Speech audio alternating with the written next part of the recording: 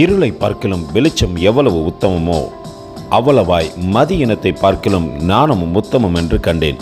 பிரசங்கி 2:13. அன்பின் தேவ பிள்ளைகளே, மதி இனத்தினாலே அநேக காரியங்களை நாம் இழந்து விடுகின்றோம். அதற்கு வேதத்திலே நாம் ஒரு மனிதனை பார்ப்போமா?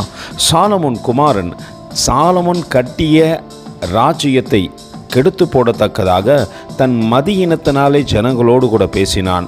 அந்த வார்த்தைகளை கேட்கக்கூடாதபடிக்கு ஜனங்கள் அவரை விட்டு விலகி போனார்கள். மதியினத்தை காட்டிலும் நானும் உத்தமம் என்று வேதம் சொல்லுகிறது.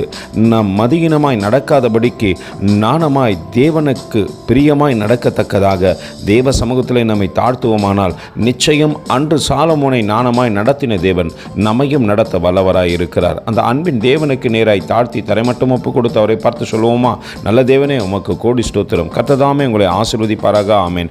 எங்களோடு கூட இணைந்து ஊழியம் செய்ய விரும்பினால் இந்த வார்த்தைகளை மற்றவர்களுக்கும் பகிர்ந்து கொடுங்கள். இது ராஜ்யத்தின் சுவிசேஷம்.